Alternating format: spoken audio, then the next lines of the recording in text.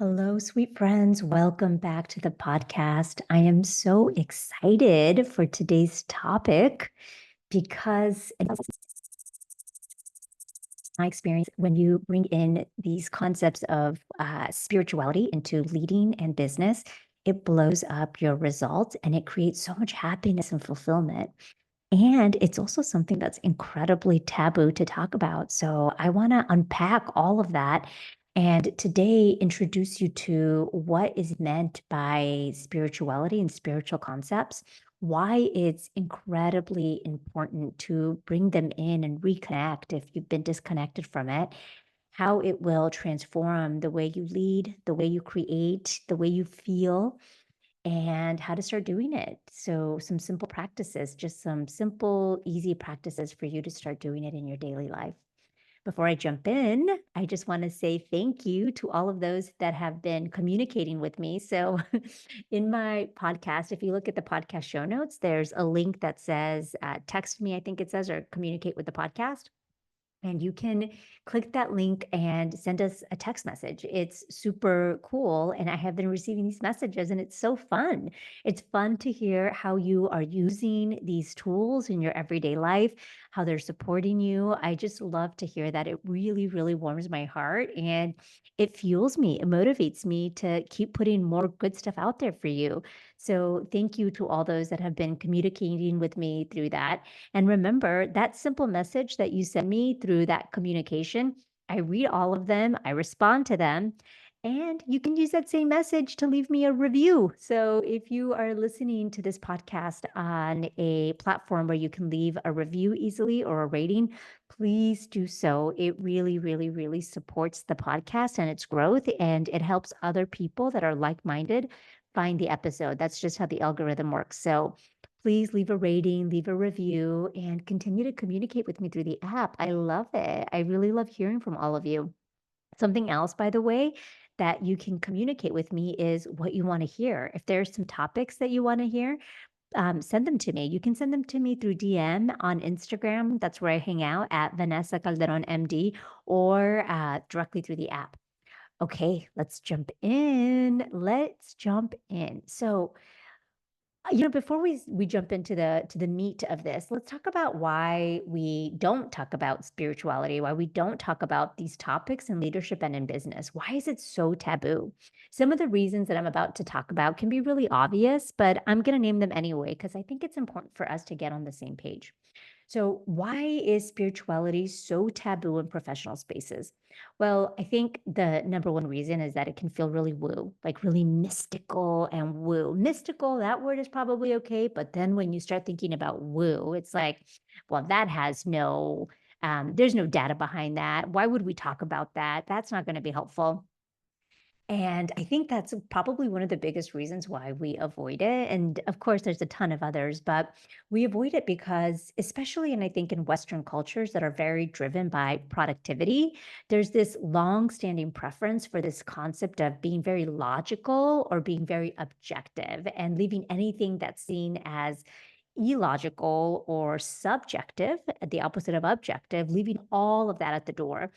And instead, we prioritize strategy, metrics, and performance and dismiss things like intuition, which is so sad and unfortunate because I'll tell you right now, when my clients reconnect to their intuition, holy smokes, their results just skyrocket. Every time they reconnect to their intuition, they are happier, they're more fulfilled, they're making decisions faster, they're more productive, their results just skyrocket in every area of their life. There's also this, I think, fear that comes from a confusion. There's this fear of talking about religion when you're in business or leadership or in quote unquote professional settings. There's a confusion that spirituality is the same as religion. And we don't want to use this spiritual language because we're afraid that we're going to veer into religious territory. And religious territory can create legal risk, so complications and, legal risk. And so we just don't talk about it at all.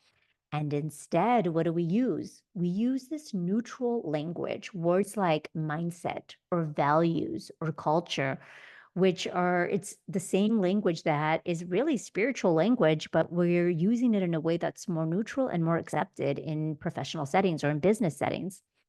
I think also a big reason that we avoid talking about it is because I actually don't think many people have the vocabulary to use it, to talk about it. They don't have the language, the right words.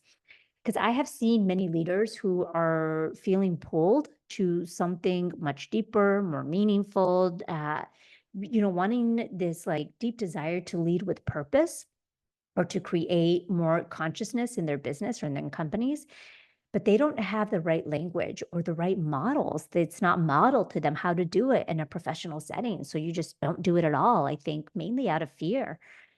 But friends, in my experience, what I have been seeing in the world is that the tide is definitely turning, where we are having many more leaders, many more entrepreneurs, especially in mission-driven organizations, in organizations that want to make a really big impact in the world.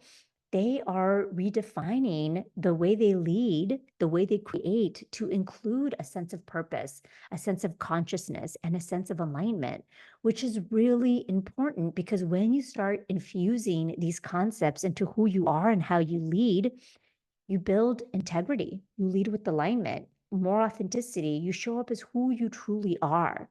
And that by itself inspires trust in the people who follow you, in the people that you are leading and the people that you are serving. It also creates sustainable success. So you create less burnout and more success over the long term. And again, it unlocks intuition, which I already talked about is so amazing because it really skyrockets your results and it helps you connect to something so much bigger. Okay, so let's jump in. I'm going to talk about, again, what spirituality is, the difference between, in my mind anyway, spirituality and religion, and why it's important to reconnect or, connect more deeply to this concept of spirituality and how to start doing it. Okay, so what is spirituality? So at its core, spirituality is not complicated. It's just about connecting to something bigger than you, something greater than you. It's a feeling of, expansion. It's like, when you stand at the base of the Grand Canyon and you sort of look out at the Grand Canyon in awe, or if you've ever been to Victoria Falls in Africa or Niagara Falls and you're looking and you're like, holy smokes, this is incredible. That feeling that you get, that's a spiritual connection. That's a spiritual connection. It's like if you're listening to a symphony and you all of a sudden are just noticing how beautiful everything sounds when all of these different parts are coming together to create something so beautiful, that's a spiritual experience. It's even these moments of like stillness that you have with someone that you love. Those moments, those all can be spiritual experiences. You don't have to give it a name. You don't even have to explain it. It is just the way you feel. It's awe. It's the feeling of beauty. It's transcendence. That's a spiritual experience. The psychologist, very well known, Abraham Maslow, Maslow's hierarchy of needs, Abraham Maslow called these experiences, these peak experiences, as these intense moments of clarity and meaning. He called them peak experiences, moments of clarity and meaning as peak experiences. I just wanted to say that again because having an experience is an experience, but what does it mean to have a peak experience? And he says it's when you have clarity, when you understand, you have a deeper sense of meaning. And there's researchers from UC Berkeley, specifically Dr. Keltner, who studied the sense of awe, AWE, just the sense and feeling of awe, and found that it literally shifts our biology. It lowers inflammatory markers and it quiets the mind by downregulating specific parts of the mind that are hyperactive sometimes. So whether you are having these spiritual experiences through nature, through music, through art, or through silence, spirituality connects us to something that is way bigger than ourselves, that is beyond ourselves. Now, I want to connect to this concept of spirituality and purpose. So this podcast is called Purpose, Profit, and Healing. purpose first. Why purpose? Because purpose, I think, is a spiritual pursuit. We often speak about finding our purpose when we're in leadership or in business, but the deeper pursuit of purpose, I think, is actually very spiritual because true purpose asks you to look beyond what it is that you do and instead reflect on who you serve, reflect on who you are, why you're here, how your life contributes to something larger than you. So it's not necessarily about you achieving more for yourself, it's about meaning. And in my experience, the more evolved, the more mature leaders are no longer self-serving. They're no longer creating to serve themselves. Instead, what they're doing is trying to be in service to something bigger than themselves. And listen, truthfully, nobody is perfect. We are all human, so it doesn't matter how evolved you think you are. We're always going to have a sense of being human, which means, having a sense of like acknowledgement matters. That kind of stuff still matters to us. Validation still matters. But I think there's a subtle shift from being about self, about what's in it for me, my title, all those types of things, to being in service to something greater than self. And this concept of meaning, according to the field of psychology, is one of the three core pillars of human fulfillment. One of the three core pillars of human fulfillment is meaning alongside belonging and having agency, sense of agency. So when you are pursuing your purpose, whether that's through work, whether that's through, being in service, volunteerism, or in relationship, you're not just necessarily being productive, you are being spiritual. That's a spiritual pursuit. Now, I want to talk about, the relationship between spirituality and religion. And I think the most important thing here to say is spirituality is not the same thing as religion. It can be for many people. Many people find their spiritual connection through a religion, but it is not the same thing. Religion in itself is ritual, it's belief, and it's doing that in a community. Whatever your religion is, that's sort of a community. And for many, it is their path to spirituality, but you do not have to follow a religion to be spiritual. I do not follow a religion, but I have a deep connection to something so much bigger than me, something very spiritual. And on the flip side, which is so interesting, that following a religion does not necessarily guarantee a spiritual connection because spirituality is a personal experience. It's not just showing up to church or to temple. That's not necessarily going to make you more spiritual. It is how you experience what you experience when you are in church or when you are in temple. So spirituality is an incredibly sacred personal experience, not just what you are told to believe about it, but how you feel, when you are there. So it's not just a thought, it's a feeling. That's why I think spirituality can be found in a church. It can also be found when you're walking through the redwood forest. You might feel it when you are praying, perhaps, or you might feel it when you are just meditating or watching your child sleep. So it's not necessarily about rules, it's about a personal relationship that you have. It's your personal direct relationship with something so much bigger than you. Call it whatever you want to call it that serves you. You can call it God, you can call it the universe, you can call it higher consciousness. I call it divine sometimes. I call it spirit, I call it universe. Call it whatever serves you. So, why does this matter? So, why does it matter to have this sort of sense of spiritual connection? So, every human being longs for something that we call meaning. We all long for meaning. And when we feel disconnected from spirit, from source, from God, whatever you want to call it, there is a sense of suffering. When we feel disconnected from spirit, we do not feel whole. There is a sense of suffering. In fact, multiple studies have found that people who regularly connect with a sense of spirituality or a sense of something higher than themselves report greater life satisfaction, better emotional well-being, and greater resilience. And there are many end-of-life studies that have been published in the Journal of Palliative Care Medicine that show that people who live with a sense of spiritual meaning, a sense of purpose, experience more peace and joy in their final days of life. And this isn't necessarily because of what they did, but it's because of how they felt connected to something higher than themselves in life.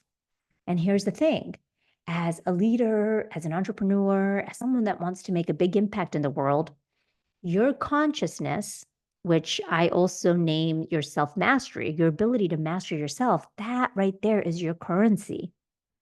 And spirituality raises your consciousness, which means you show up more present, more regulated, with more courage, more compassion.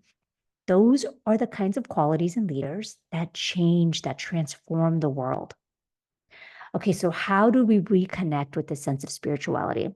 So if you have been feeling disconnected, or if you feel like you've never quite found your spiritual thing, that's okay, because it doesn't have to be complicated.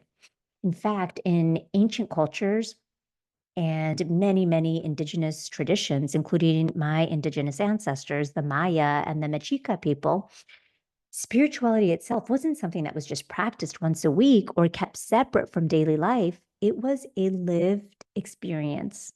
It was embedded in every part of existence. Spirituality was part of how we planted our food, how we spoke to each other, how we walked on earth, how we treated everyone. There was no separation between the sacred and the ordinary. Everything was sacred. And in my worldview, everything is sacred. In fact, nature, which is all around us, wasn't seen as a resource to be used. Instead, it was a relative. It was part of us to be honored, which is why the Maya call Earth Isha, Mother Earth. And the sun is referred to Father. The earth has mother, the sun is father, and our ancestors living through all parts of nature. So spirituality in ancient and indigenous cultures is about being in right relationship, being in reciprocity with each other, how we treat each other, how we treat the land, how we prepare for future generations. We talk a lot about climate change. Climate change isn't going to, when we are doing the work to protect our earth, to do the work of being in right relationship with the climate, it's not for us, it's for future generations. And so I see this as sort of the sacred responsibility that we have to live in harmony and to consider the impact of our actions. And the Iroquois teaching that when we consider the impact of our actions, we consider them not just for us, but for 7 generations into the future. So spirituality, or connecting with the higher meaning, is available to you in every moment. It's available to you right now and in every moment. And you don't need permission or anything fancy. So I'm going to share some best practices to start reconnecting with spirituality if you are disconnected. And if you already have a practice, hallelujah. You practice what it is that you do to feel connected to your spiritual path. So I think one of the first things that I think is really important when you're thinking about how to get started or how to reconnect is, number one, you got to make time for it. And here's the truth. We all have stories about time. We all have stories that I don't have enough time is scarce, I'm so busy.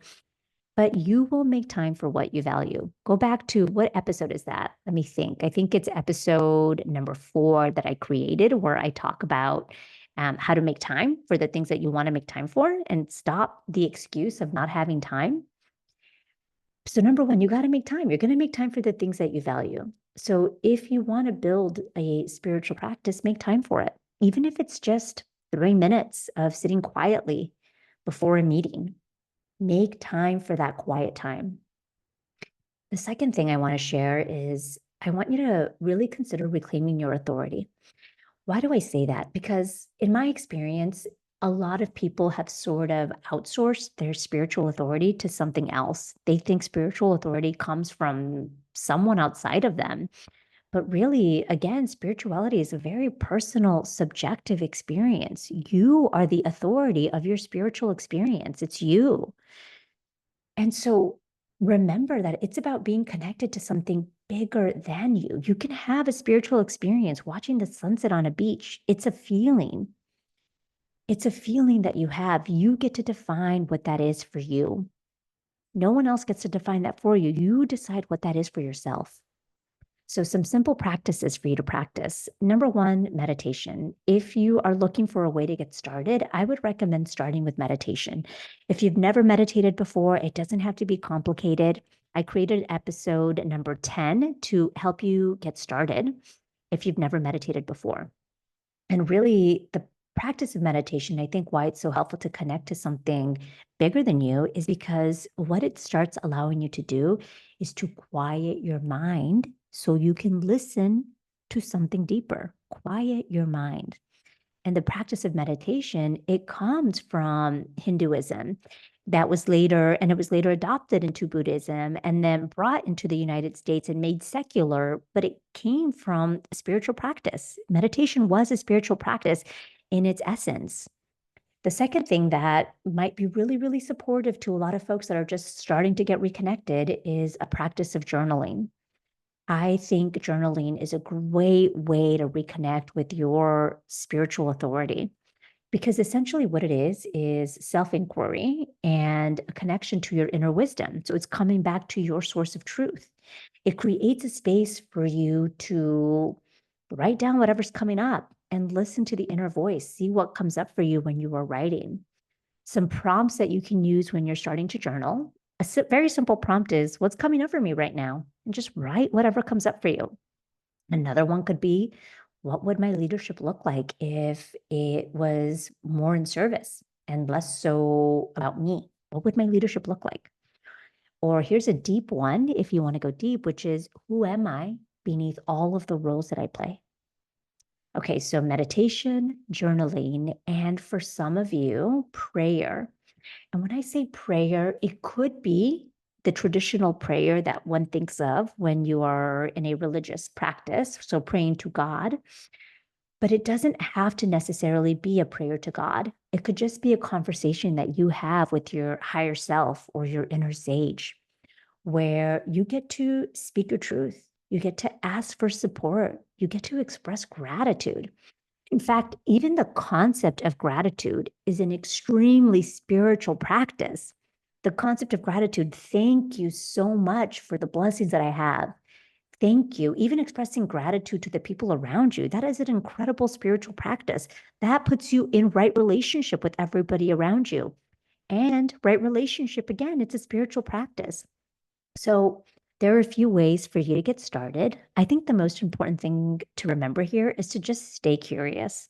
Stay curious and remember that spirituality doesn't have to be super serious. It can be playful, it can be artistic, it can be poetic. And there is really no wrong way to do it. Actually, I take that back. There is a wrong way to do it. I think the wrong way to do it is to believe that you are not doing it right. I think the only wrong way to do it is to believe that there is a right way. That's it.